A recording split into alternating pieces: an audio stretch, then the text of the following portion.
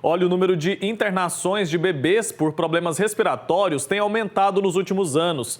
Em 2023, mais de 400 bebês foram internados por dia devido a essas condições, representando uma alta de 24% em relação ao ano anterior. Essa situação alarmante destaca a necessidade de atenção redobrada dos pais e profissionais de saúde para prevenir e tratar essas doenças. A gente vai conversar sobre esse assunto ao vivo agora com o Cristiano Boccolini, que é pesquisador do Instituto de Comunicação e Informação em Saúde da Fiocruz. Ele está conectado aqui com a gente. Bom dia, bem-vindo. Estou sem o áudio aqui do doutor, mas a gente já vai organizar direitinho para a gente continuar essa nossa conversa importantíssima, né? Escutei agora, o doutor já... Tá me ouvindo? Bom dia. Bom dia, agora eu escuto sim, bom dia, é um prazer estar aqui com vocês. Prazer recebê-lo também. Gostaria de começar entendendo, doutor, quais são os principais fatores que levaram a esse aumento tão significativo das internações de bebês por essas doenças respiratórias. Pois é, infelizmente o Brasil observou aí, né, as maiores taxas de internação por pneumonias e bronquites e bronquiolites nos últimos 15 anos. E a gente tem alguns fatores que podem explicar isso, principalmente relacionados ao clima extremo, né? A gente tem aí períodos de seca estendida e, às vezes, chuva e frio, né? Como a gente tem observado lá no sul. Isso favorece o aparecimento de doenças infecciosas respiratórias, de doenças respiratórias. E aí, associado a isso, a gente também tem um excesso de queimadas aí na região centro-oeste, que também contribuem para o aparecimento de doenças pulmonares nos bebês. Perfeito. E no caso dos bebês, essas doenças preocupam mais, né? Porque de alguma forma são mais sensíveis. Perfeito. Os bebês, eles são mais vulneráveis, né, à manifestação das formas graves dessas doenças, das infecções que podem levar a pneumonias, infecções bacterianas, infecções virais. Então, é muito importante, né, que os pais e os responsáveis, em observando aí sinais, sintomas de doenças respiratórias, que possam levar para uma consulta médica, quer seja num serviço de urgência ou mesmo numa emergência, nos casos mais graves. Perfeito. Agora, quem está nos acompanhando, tem um bebê em casa. Quais são os primeiros sinais de alerta que eles precisam ter de que está na hora de levar, procurar a ajuda de um profissional de saúde? Ótimo. Então, a gente inclui aí os principais sintomas, né? Febre continuada, a dificuldade de respirar, né? Aquele chiado excessivo na criança, em bebê, isso não é normal. Então, a criança começou a apresentar chiado, a gente deve buscar chiado na respiração, né? Aquela respiração mais ofegante, é recomendável que os pais, os responsáveis, procurem imediatamente um serviço de urgência, uma UPA ou emergência, ou, não havendo isso, a ajuda de algum profissional da saúde, como equipe de saúde da família ou atenção básica para que seu bebê seja atendido. Perfeito.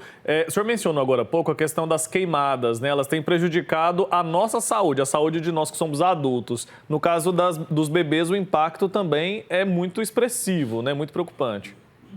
Perfeito. O que acontece com os bebês, né, é que eles respondem de uma forma mais rápida, né, a mudanças no clima do que nós adultos, né, e do que as pessoas mais velhas, pela sua vulnerabilidade, né, exatamente quando a gente pensa no bebê que tem o sistema imunológico ainda em formação, né?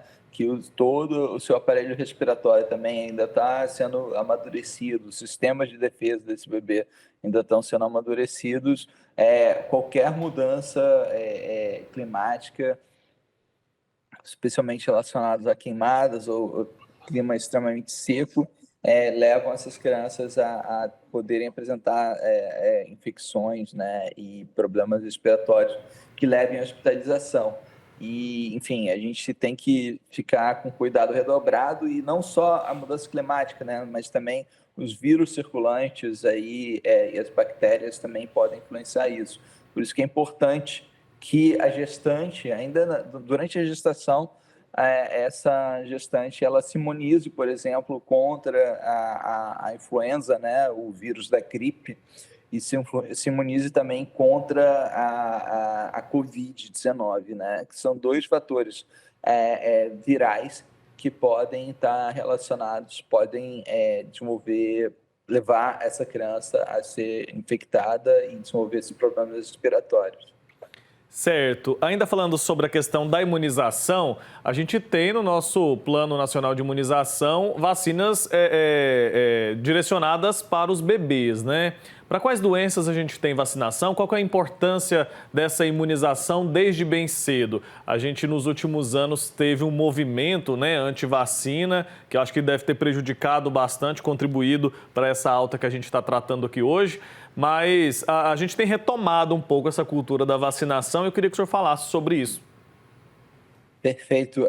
Como eu falei um pouquinho antes, a vacinação da gestante é muito importante, porque quando a gestante é imunizada, por exemplo, contra o vírus da influenza ou da Covid-19, né, essa imunidade ela passa para o bebê antes mesmo do parto, né? Então a criança já nasce com alguma resistência a essas doenças virais. E a gente também tem, quando a criança nasce, a vacina do BCG, né, que protege contra a tuberculose, e a partir dos 6 meses a criança também pode ser imunizada contra a Covid-19. Fora todo o esquema vacinal, né, que a gente tem para a criança, incluindo aí a DTP, né, difteria, tétano e coqueluche, enfim.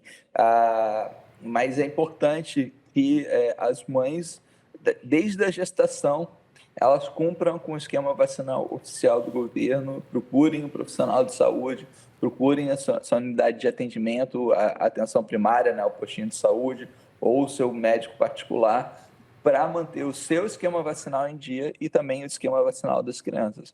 E não só isso, mas também que toda a família procure também estar sempre se imunizando. Todo ano o Ministério tem uma campanha de vacinação contra a influenza, né, contra a gripe comum, e contra a Covid também, é importantíssimo a gente manter a nossa agenda em dia, porque nós nos protegendo, também vamos proteger os nossos bebês. Com certeza. Doutor, agora a gente tem dicas práticas para passar para quem está em casa, está com um bebê ali, quer melhorar a qualidade do ar dentro da residência, quer proteger esse bebê dessas doenças respiratórias. Quais dicas práticas a gente pode oferecer, especialmente para os papais de primeira viagem que às vezes podem ficar aí um pouco perdidos? Perfeito. A primeira recomendação é procurar um profissional de saúde, né, um médico que possa estar fazendo as orientações específicas para cada criança, né, um médico pediatra. E, por exemplo, pode ser que seja recomendável, a depender das características do domicílio, por exemplo, um umidificador, né, que são aqueles vaporizadores que deixam o ambiente um pouco mais umidificado. Mas o mais importante, do meu ponto de vista, e é uma recomendação geral, né, é que os adultos, as crianças mais velhas que tenham algum sintoma gripal, né, espirro, tosse, febre, que evite o contato com o bebê, né, ou que, havendo a necessidade de contato, sejam usadas máscaras dentro de casa, enfim, porque o bebezinho ele é muito sensível, muito vulnerável às infecções virais, às infecções bacterianas. Então, a gente, tomando o nosso cuidado, né, cuidado da própria família, isso já ajuda muito essas crianças a não serem infectadas. E também evitar aquele excesso de visitas, né, muita gente querendo ver o bebê que acabou de chegar e querendo fazer uma visita à família e tudo. É importante isso, esse contato social é importante, mas que se tomem cuidados, né? A pessoa chega da rua para visitar a sua casa, lavar as mãos, se tiver com sintomas de espirro, tosse ou algum outro sintoma gripal, como coriza, que use máscara, se for possível, enfim. Todo cuidado é pouco quando a gente está falando dos nossos bebês.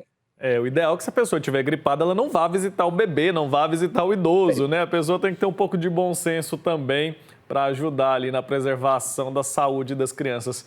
Obrigado, viu, doutor? Foi ótimo. Muito obrigado. Eu que agradeço, um bom dia para todos e fiquem bem, fiquem com saúde. Bom dia, tchau, tchau, até a próxima.